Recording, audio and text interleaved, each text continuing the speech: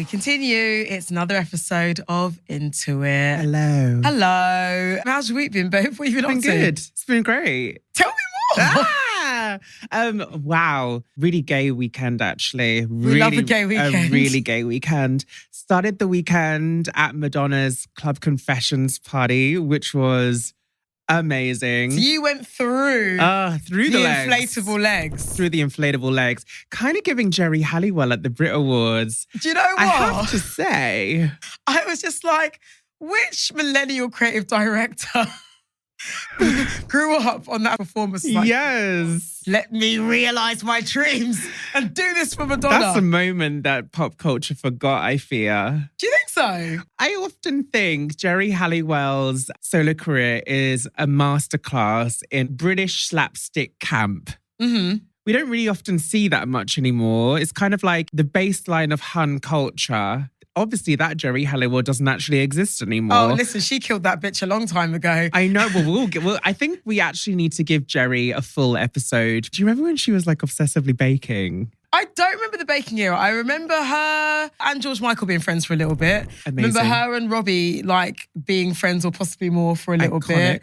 There was a time when she just kept on bringing out autobiographies. Well, it felt that way. I think it was just one. Yeah. Or maybe she did two. I know she does kids, she does like YA books, doesn't she?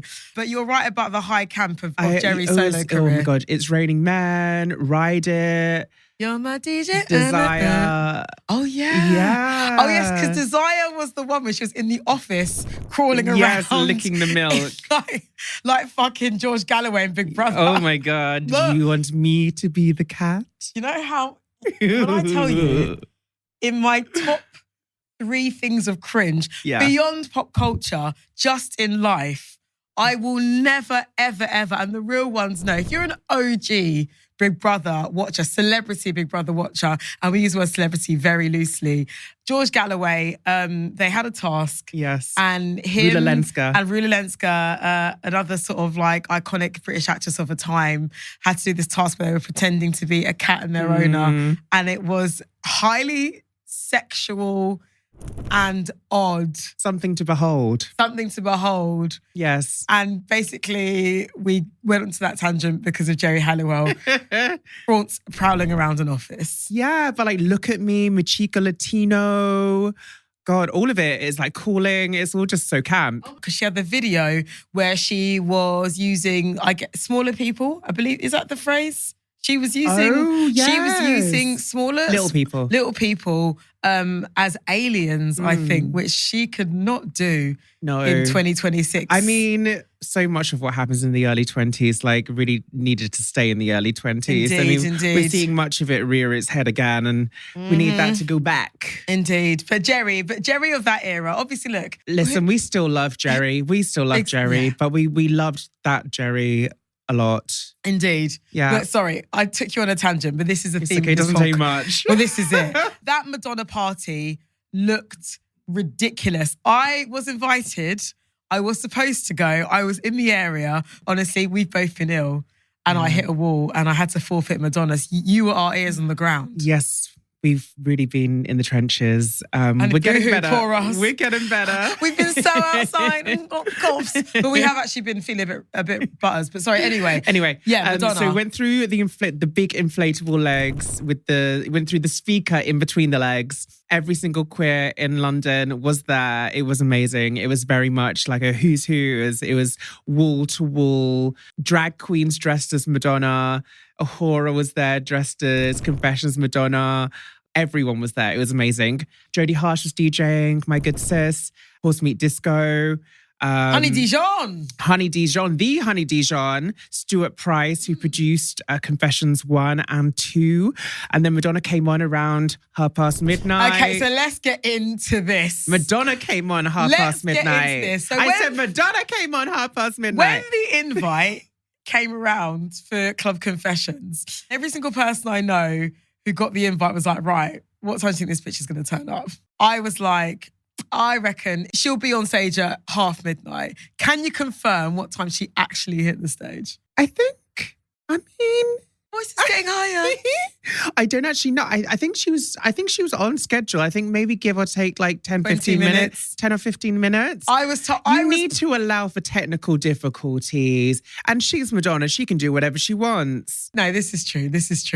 No, do you know, I actually did know the answer, but I wanted to see if you were going to tell the truth because you love her so much. Tell the truth. Listen, she could have been on stage at 2 a.m. and I would still be there.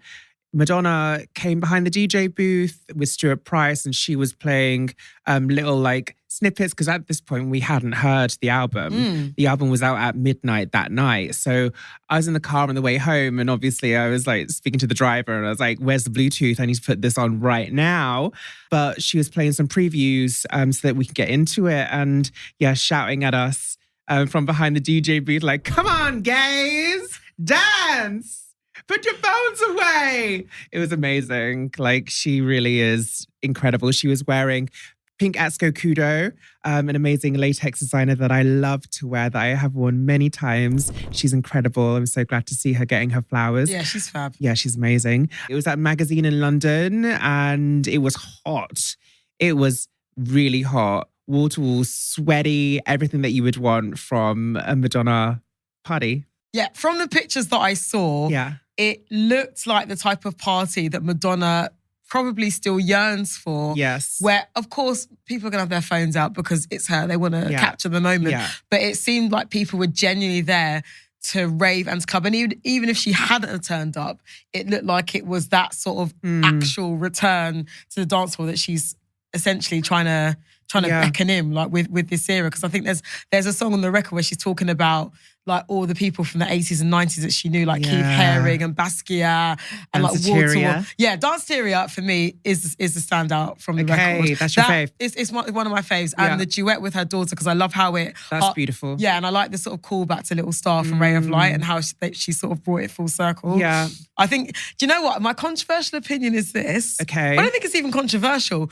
I think the album is good.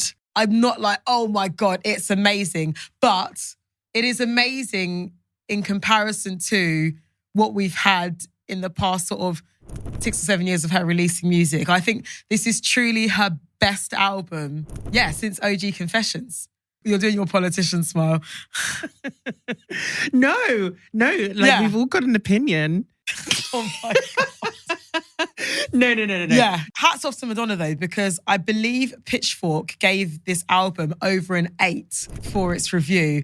And if you know anything about Pitchfork magazine or Pitchfork online, they are the definition of a harsh, tough critic. Yeah. I think if you're an artist and you get anything above a 5 from them, you're winning. Yeah. So for Madonna to get in the 8 region was really great. And like, don't get me wrong, the album is very, very, very, very good.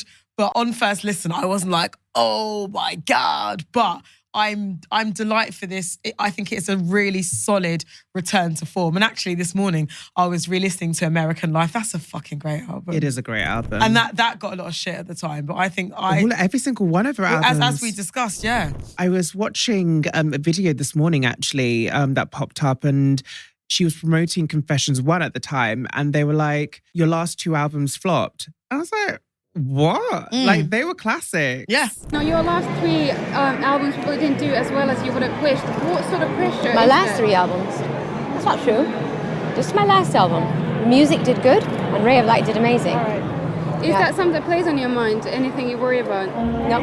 Because it was Ray of Light, then American Life, and then how Confessions. Are you saying that Ray of Light was a flop? Ray of Light was such a special record because actually she really switched on people. You know, people go on about, the Queen of Reinvention, X, Y, and Z all the time. That's part of Madonna's brand. But that switch up was really like, you know, a 360. You know, she was giving us like this sort of bohemian goddess, long flowing blonde hair, doing yoga, being much more chill, much more centered. She was a mother. She seemed a lot more grounded and more critical of her fame and her want for fame and unpicking this life that she built for herself. And so for anybody to call that a flop, the diversity in the album, like I had never heard and have since never heard a song like Ray of Light. But like to the video and like the visuals, and then also like one of my favorite Madonna songs ever is Substitute for Love. Oh, incredible song. Drowned World. Oh yeah, /Drowned World. But wow, like incredible. Anyway, My opinion on the album, I think it's one of her best albums ever. Close to the top, actually. And I haven't been this excited about an album since Beyonce Renaissance. I think that what it does is so smart. At first, you listen to it and you take it for what it is, what you're hearing on the top layer. And then you listen to it again, and I think you listen to it louder. And then you're just like, this is almost witchy. This is like almost spiritual. And the way in which the whole album flows on is just genius. And I saw this tweet that said, listening to Confessions 2 is like meeting a wise woman in a smoking area of a club and her telling you her life story and it changing your life. And it really is that. That is a great analogy. It really is that. It's so witchy and hypnotic, and like the beat just takes you. When I first heard I Feel So Free, I didn't get it. I was like, this is great, but it doesn't really make sense as a single. And I didn't understand why Madonna was saying this isn't a single. It's like a taster of the album, and it works as an introduction to this album because the album is a body of work. And I don't think necessarily that the singles work as singles because they aren't singles. Like Madonna is an album's artist, and this is art. I think that there's a lot of singers that call themselves pop stars, a lot of pop stars that call themselves artists, a lot of artists that call themselves icons. And there aren't many that are above icon status because above icon status is the source and the beginning. And the beginning is Madonna. And it made me realize that not only is this an album that cannot be compared to any of her contemporaries, this can only be compared to Madonna's back catalogue because her back catalogue is so integral into forming this body of work. And I think it made me realize that Madonna is not a pop star and this is not pop artistry. This is a demonstration of the woman that created this modality. And I think that that's incredibly special. And it made me feel really grateful to be, as a pop culture obsessive, pop culture has meant so much to me throughout my life. It made me realize, how much she has pioneered this craft and how much art has been impactful to her. And like songs like Danceteria, where she's talking about her, growing up in the art scene, like Keith Haring. And then you see her on the front cover in that pink veil that's in a triangle formation. So she has become the ACT UP triangle from the 1980s during the HIV and AIDS movement. Yeah, because wasn't that pink triangle sadly used during the Holocaust, wasn't it? It was inverted in the to seek out queer people. Yeah, it was used during the Holocaust to identify queer people who were abused because they were queer by other prisoners in the camps and then re-prisoned once the camps were shut. And it wasn't until the 2000s that people who were persecuted for being queer in the Holocaust were pardoned. Wow. So that has a really big meaning and obviously was used by Keith Haring in his art. I just think it's a really beautiful homage to herself, which is what I love to see.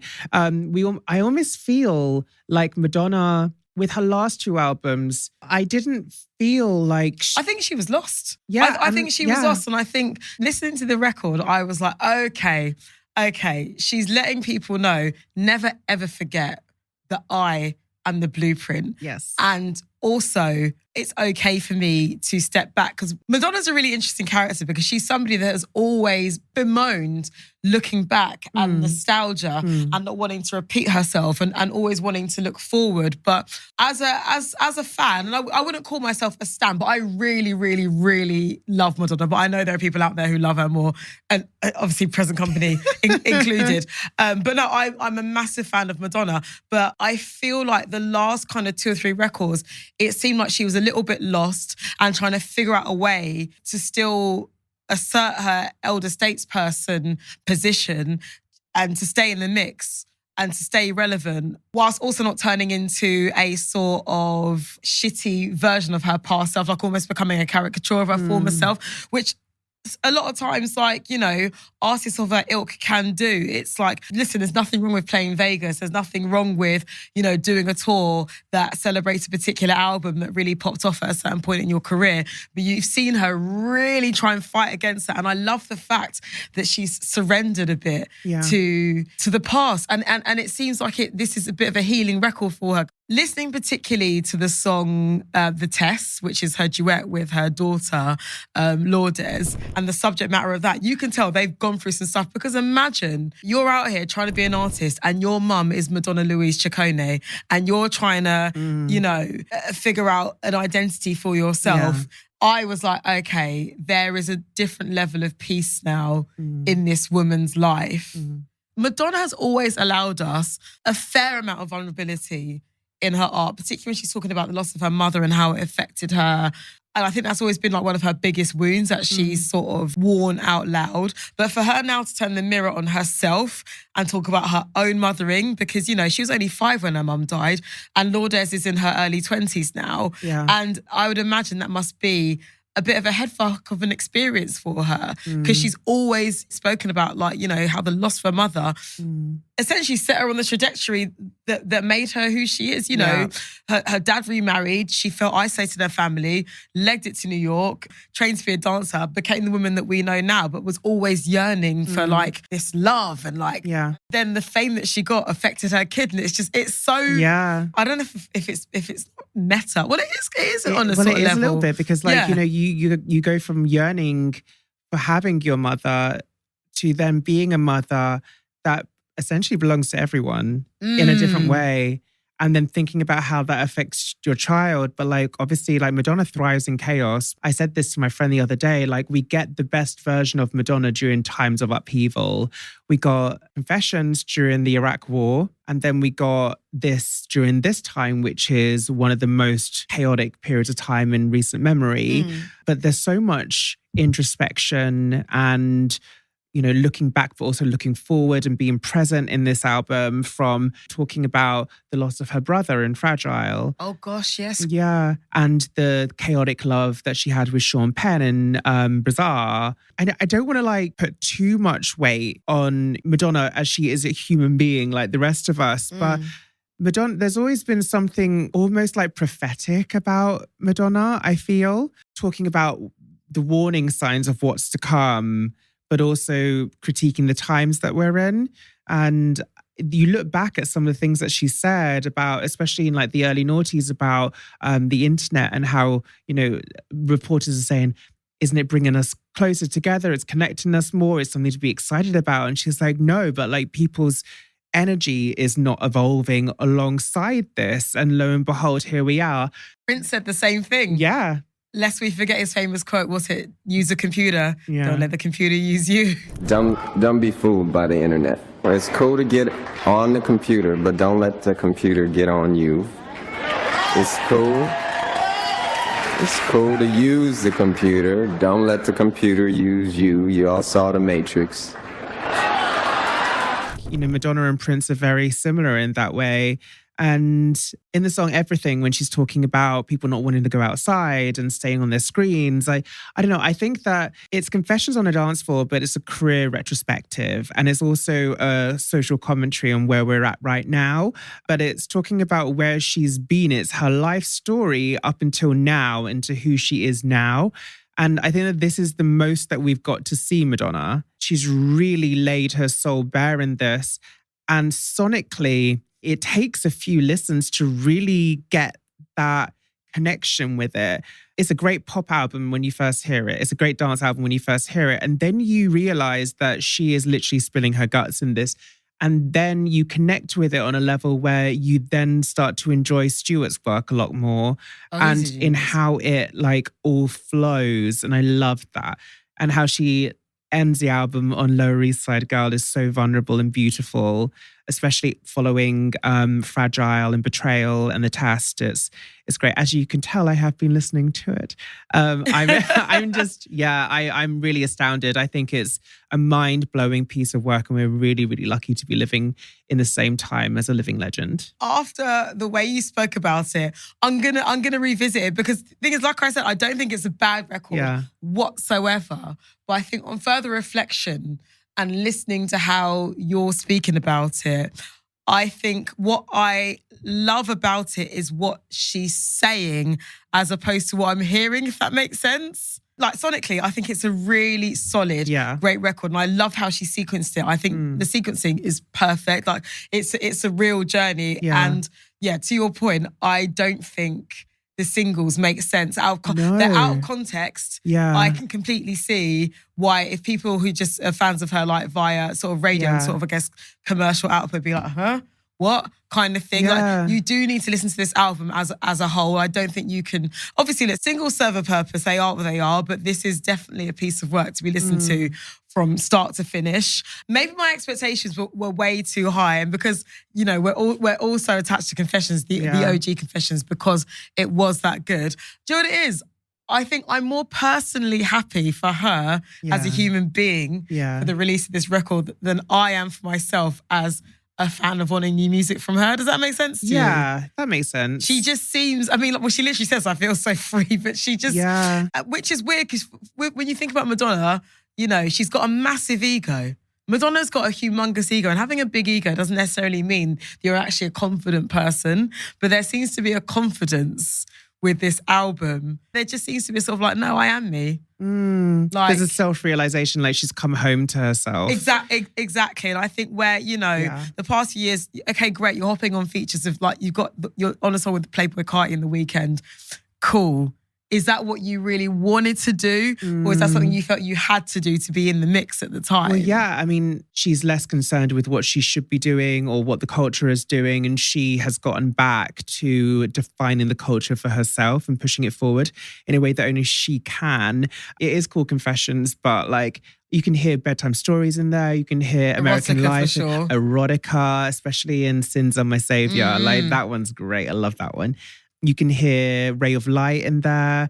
There's a little bit of Madame X even with Read My Lips. Yeah, I feel like it's a really solid record, and it has taken me, I mean, I don't know how many times I listened to it now, but like, I think it was really around the fourth listen. I was like, this is genius. Like, this is actual genius. Well, there you go. That's your homework for the week, dear listener. Listen to the Madonna album more times than you care to, because it's a journey.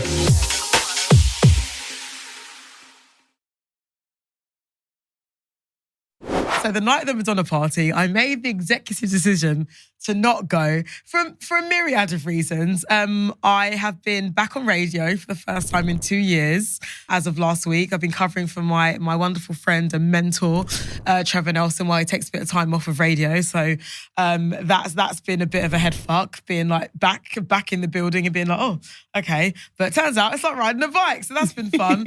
As we've both discussed, we've both been feeling a little bit ropey. So I was like, okay, if I go to this Madonna party tonight, I am probably going to die on the dance floor, which is actually kind of fab. Can you imagine? Yeah, exactly. That would be fab. Exactly. What a way to go. Exactly. And that's how she died. But no. We lost her at Club Confessions. Could you imagine? And I went to the book launch of my good sis, Candice Carty-Williams' sequel to her amazing book, Queenie. So it's called Queenie's Working on It. Queenie is a book about a very, essentially, kind of messy, a heart of gold, but messy young black woman from South London and all the sort of romantic and emotional entanglements she gets herself into. So Candice had her launch for that and celebrated her. Big up Candice. I love that I got friends who write books. I mean, present company included. When are you going to write your book? Oh, honey, she's working on it. She's working on it. Like Queenie, I'm working on it, but also for legal reasons. What's it about? But I always say this. Everybody I know who works in the creative industry has got a book in them. But in order to say everything you really want to say, we'd all have to leave the country. Yeah. Or it would be flipping. It's hard. It's really hard. Exactly. It would be like legal letters and whatever up the wazoo. So like, you know. Yeah. Because baby, the things we've all seen. Yes. The tea we know. Too much. But the book is in there. TBC. Exactly. But yeah, it's been a great week for just pop OGs doing the damn thing. So I went to the Robyn show at the O2. The FOMO. And it was great. In the spirit of genre-breaking, ambitious, wonderful pop stars. Again, because Madonna is mother, there would be no Robyn, I think, without Madonna in some way, shape or form. The influence is there. Yeah. Obviously, Robyn is influenced by a lot of different people, but you can see the through line. So I went to the Robyn show and she was excellent. She was absolutely shining. And you know what? It's such a skill to be able to make an arena show feel like a really intimate, make it feel like an intimate setting where you feel super connected to the artist. And again, in this era of hyper surveillance where everybody wanted to record everything. And don't get me wrong, I got a cheeky verse and chorus of Be Mine because it's one of my favourite Robyn songs. She really zoned in to what it felt like every individual fan. And Robyn is an OG in this bitch. And also, I think for people that don't know, Robyn really is somebody who's carved such a brilliant lane for herself. She was initially part of the sort of old school like record label system, had management and a boss at the time who wanted her to be a kind of squeaky, bubbly pop girl from Sweden. She was working with Max Martin before the world knew who Max Martin was. Like Baby One More Time, you know, was apparently floating in her vicinity. I think her and TLC, it was offered to, and they both passed on it and ended up with Britney. They were basically like positioning her as Britney before Britney. Exactly. And she was more of a sort of like pop R&B singer. She still got that sort of grit in her voice, but you know, the sort of cool electronica pop R&B that she does now is very different to the Robyn that started out in the sort of like... Show Me Love is a bop. Oh, Show Me Love is an excellent tune. Amazing. But yeah, she was amazing at the O2. She was super connected. And also the great thing was the set design was so cool. It was really simple. Yeah. It was just her in this giant veil. And she was doing her costume changes on stage, which I loved. It was very DIY, very simple, no dancers, 4 or 5 other musicians on stage with her, and she just really owned it. And you know what? She did one of my favourite decuts of hers, Love Kills, from the Body Talk album, which I love that song. I've never heard that She's song live always before. humming that song. If you're looking for love, oh my God. You were singing that song the other day. I was. And I finally heard it live for the first time, and it gave me everything. Like, it gave me life. The song that she did with Jamie XX, she performed that. And I left there just thinking, oh, thank God for you. Now, I don't think it's really a particular hot take, but she performed with Every Heartbeat. And my friend Rada, who I went with, shout out to Radi Dadi, she said, this is what yearning sounds like. With Every Heartbeat, perform live. Bitch, I was on the floor. Oh. Like, it's such a beautiful song. And I think I personally find it superior to Dancing on My Own. Dancing on My Own is an excellent song. But just the way she translates pain in With Every Heartbeat, you truly feel it in your chest. Like that lyric, it hurts with every heartbeat. Like that, if you've ever been through a breakup, like... No one does crying on the dance floor anthems like Robyn. But this is it. And she's just very much like Madonna. Like, you can tell there's just a level of comfort with herself where she knows who she is. She knows who her audience is. I think I probably was like one of the only few women in there, to be fair. I think it was... I'd hazard a guess and say that the audience breakdown for Robyn was, I think, 80% men, absolutely not heterosexual, and 20% women. Yeah, it was a really unifying, gorgeous experience. And she's in her sex essential era. And I just love the shit that she's talking about. You know, she's talking about, should I have a baby by myself? I'm a mum, but I'm horny. Like, you know, she's like grinding her crotch like on the floor. Like, she's just raw. Yeah. And it was just really fucking fun to see. I'm not a mum. You're not a mum, but she is mother. In a sense she's mother. But in this era, she's been really talking about, you know, just the realities of what it is to be a new mum to like a fairly young kid, but still want to reconnect with yourself and feel like you. You know, she still wants to be sexual. Yeah. She still wants to be fun. She still wants to be raw. She still wants to be in the club with people, but at the same time, like, she's got a kid and she wants to hang out with her. She wants to hang out with her little dude, and she's having a good time, like being a mum. But it hasn't been easy, and I really like that she hasn't tried to dress it up. Yeah, and the multitudes. And she's given us range, babe. But yeah, big up Robyn all day. What else has been happening? I was a bit of a hypocrite, listeners. I went to Formula One for the first time. Didn't see Kimmy K. As we all know, I'm not a fan of Kim, Big fan of Lewis Hamilton. Listen, him and his lovely charity, Mission 44, who do incredible work for young people, invited me to Formula One, and I went, and it was great. Great for people watching, but so exciting. And I don't even have to fucking drive. I had a fucking great time. Have you been before? I have been to Formula One in Singapore. Of course you have. Chic. What was that like? Loud. It's really loud, isn't it? Yeah, no, you need. I gave you the autistic answer. But no, it's louder than I thought it was going to be. Yeah. But fab. Yeah, no, love it. It's not like Formula One is not really my thing. Yeah. But I have an appreciation for like the energy of it, and it's really nice to see the people that are really into it.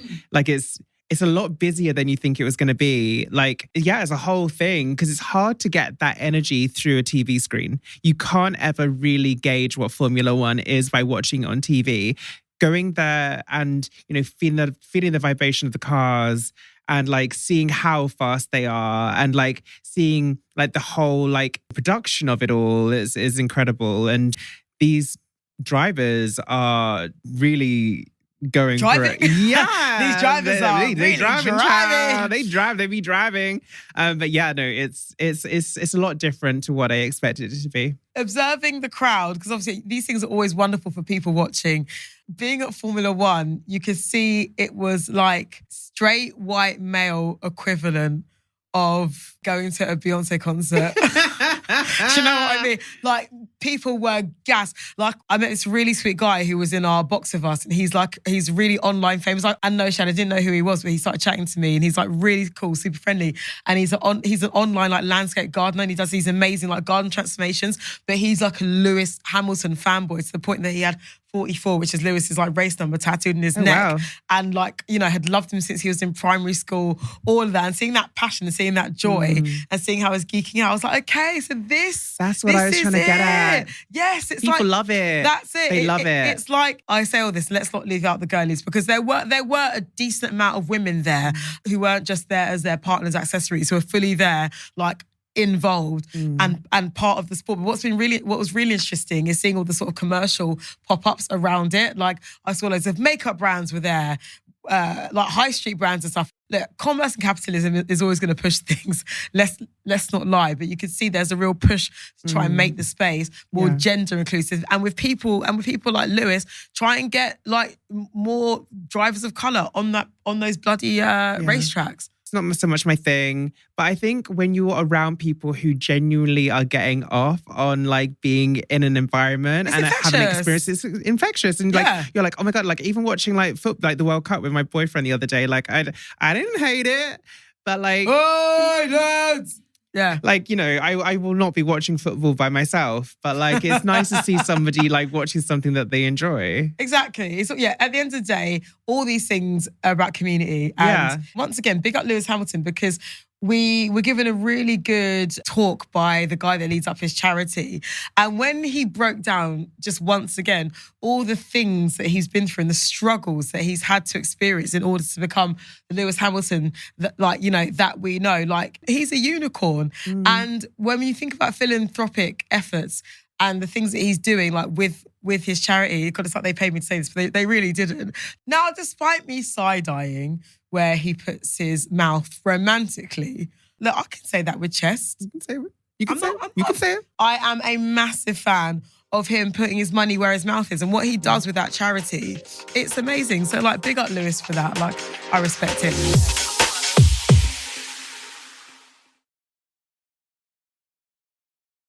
Very into the invite. Everybody needs to go and watch this film. I think it's one of the funniest, confronting, non-patronising film I've seen about modern relationships, about sex and love in years. Directed by Olivia Wilde, co-written by Rashida Jones. It's got Penelope Cruz in it, Seth Rogen, love Seth Edward Rogen. Norton being really, really, really funny. Olivia Wilde's also in it as well as directing it. Go and see it. It's excellent. Amazing. High praise. Oh my God, I met Lulu. You met Lulu? Lulu was at the screening I was at for the invite. So it turns out that Rashida Jones is her goddaughter. What? Yeah, because I was like, oh, for Quincy Jones. Lulu is in like Relight My Fire. As in, yeah, makes me want to shout. As in Lulu, like iconic Scottish singer Lulu. Wow. Rashida Jones is her goddaughter because it turns out that Rashida's mum and Lulu were besties for 30 years. Her mum sadly passed away. Iconic actress Peggy Lipton, really big deal. Quincy Jones. Her dad's Quincy Jones, and Lulu is her godmother. And we got talking. Lulu is a good time. You know what? She'd actually be a very random but great choice of guest for this pod. I bet she's got some stories. That woman has seen some shit. Bought a house in Ibiza. Ah, the dream. Before Ibiza became like the place that we know it is now. Held on to it. Used to be married to a BG. Has partied with everybody you could imagine. Wow. That woman has seen some shit. And I think she's a bit witchy-woo as well. I love that. Yeah, she's a vibe. Get her on. Yeah, let's get her on. So, a couple of episodes ago, we had that conversation about the use of Ray, Where's My Husband at people's weddings. Yes. I felt so bad when we recorded it because I literally had a conversation with somebody who was thinking about using it at their wedding. And I completely forgot that they were doing that. And it came to me after we stopped recording. And I was like, she's going to see this or hear this. Hello. She may or may not. But if you are, you know who you are. Don't do it. No, do you know what? I'm not going to say don't do it because I adore you. She's your friend. I'm saying don't do it. But I want you to be free to make your choices. I'm just not into it. But I didn't want you to think that I was having a go at you personally and your taste. Not the drama. It's not drama. Listen, she hasn't brought it up. This is me doing preemptive. Okay. But I felt like I did feel a bit guilty. I felt a bit bad. I was like, oh no, because I want you to enjoy your day. Not that I'm going to affect your day, but if anything of my little rant seeps in there, I just don't want it to. But I did think like, oh, Clara, you little bitch. No. But it's like you said, everyone has an opinion. Everyone has an opinion. Over it this week. Thoughts? I'm over a lot of things this week. Uh-huh. I'm over people just being filthy and not in a flirty, cute, sexual way. I mean, as in being unwashed, as in being disgusting, as in not practicing. Clara said, I'm tired of sin. It's just like, it's always the bitch who's in a £300 pair of bloody ballerina pumps who's always the nastiest. I've got a theory that the posher the person, sometimes the worse their personal hygiene. Really? So I do think that. I do think that. So at the Robyn show, I popped to the loo because listen, a girl likes to drink her water, nature called. I'm in there, do my thing, come out. I am vigorously washing my hands like we all should. But I feel like some people thought that washing hands during COVID was like a novel new idea. No, it's optional. We should have always been doing it. Yeah. Tell me why a woman that I walked in at the same time as left the toilet cubicle without washing her hands. Yeah. And I was just like, are you joking? I didn't say that to her, but I was like, the woman was too stunned to speak. Babe, it takes a few seconds. Yeah. And the fact that you've got in there, you've done God knows what in the loo. I don't care. And everyone else that did it before you. Exactly, because you're transferring and you just walked on out like you didn't care. You went into that cubicle at the same time as me.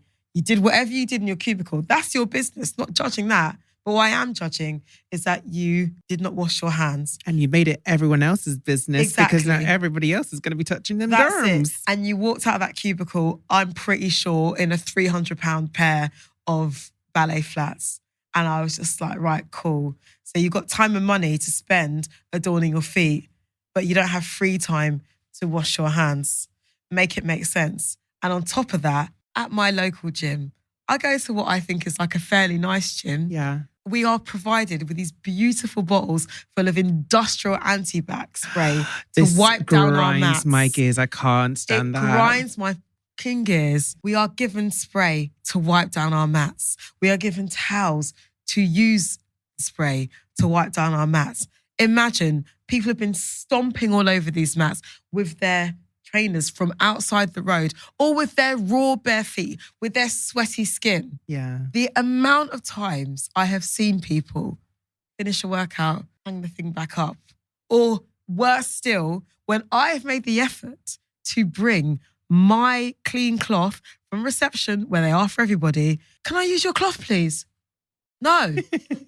It's been used. Yeah. It's got my old sweat and my dirt on it. Why would I then give it to you to transfer onto yours? Is it. I don't think that people really understand how bacteria and germs work. Oh no, baby, they understand. They just don't care. And it's disgusting. My thing that I can't stand when it comes to gym etiquette is the sweat creases.